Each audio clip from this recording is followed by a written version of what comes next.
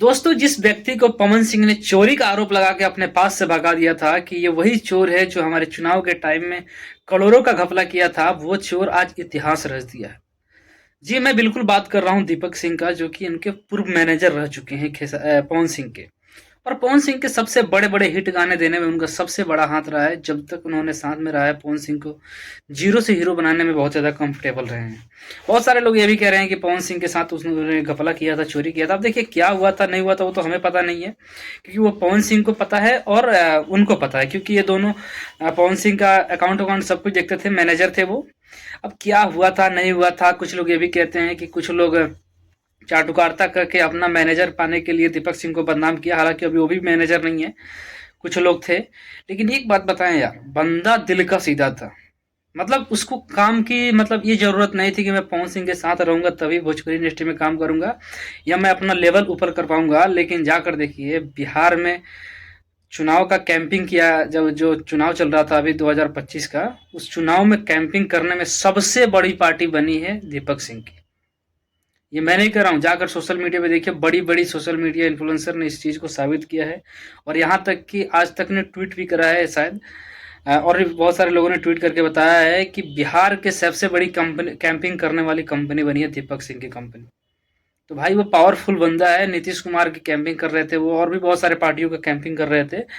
Camping मतलब आप लोग समझ रहे हैं ना, जो प्रचार करना होता है उनको हैंडल करना, कि आज फलाने आदमी को कहाँ प्रचार करना है, वहाँ पे प्रचार के टाइम में कैसे गाड़ी की लाइन होगी, वहाँ पे क्या क्या व्यवस्था होना चाहिए, सब चीज़ों का कैंपिंग करते थे वो। और उनका टीम मिलके इतना मेहनत किया है।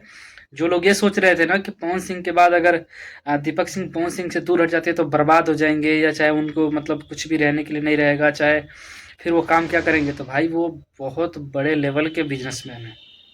मैं जिस दीपक सिंह की बात कर रहा हूँ ना, पवन सिंह से देखिए, पैसा कितना है नहीं वो मायने नहीं रखता है। मायने ये रखता है कि माइंड कैसा है, ये दिमाग काम करने का जो हौसला होता है, जुनून होता है, एनर्जी, किस तरीके से हमें काम करना है, सबसे बड़ी चीज़ ये होती है। और ये है दीपक सिंह के पास। और दीपक सिंह ने आज बिहार में साबित करके दिखाया है कि जरूरी नहीं है हम किसी फेम वाले के साथ काम करेंगे तभी हमें काम मिलेगा, या चाहे हम सक्सेसफुल हो पाएंगे। हमारे अंदर जुनून है, अगर किसी के अंदर जुनून है काम करने का, वो चाहता है कि हाँ मैं इस चीज़ को कर पाऊंगा, तो वो करके दिखाता है, चाहे वो किसी भी तरीके से हो। तो वही है दीपक सिंह, मेहनत की बदौलत से आज इस जगह पे हैं। आज मेहनत के बदौलत से उनका नाम हो रहा है। पवन सिंह के छोड़ के मुझे लग रहा है कि बहुत सारे कलाकारों का स्टेज शो से लेके बड़े बड़े फंक्शन से लेके सब कुछ मैनेजमेंट करते हैं वो। तो मतलब सीखा हुआ बनता है वो, जीरो लेवल का नहीं है। मतलब कहते हैं ना, डाउन टू अर्थ, मतलब घमंड नहीं है उस इंसान के पास। जिस टाइम ने पवन सिंह ने छोड़ दिया था, और पवन सिंह के मैनेजर जो अभी बीच में मैनेजर बने थे कुछ लोग, उनको छोड़ दिया गया, तो वो कहाँ है? वो लोग दीपक सिंह के साथ मिलकर काम कर रहे हैं, दीपक सिंह के अंदर में काम कर रहे हैं, दीपक सिंह सैलरी देते हैं उन लोगों को। तो ये है। यहीं पे खेसारी लाल यादव के मैनेजर के देख लो, जिसका नाम था विवेक सिंह, खेसारी लाल यादव ने छोड़ दिया, कंपनी तक बंद हो गई। यूट्यूब पे उनकी एक कंपनी थी बॉलीवुड करके शायद, वो कंपनी पे भी गाना नहीं आता है। तो बस खेसारी लाल यादव वो बात अलग है, लेकिन दीपक सिंह कोई नहीं बन पाएगा। और रही बात पवन सिंह के बारे में, तो पवन सिंह को जीरो से हीरो बनाने में सबसे बड़ा हाथ किसी का था, तो दीपक सिंह था। दीपक सिंह वैसा आदमी था जो कि पवन सिंह के लिए दिन रात मेहनत करता था यार।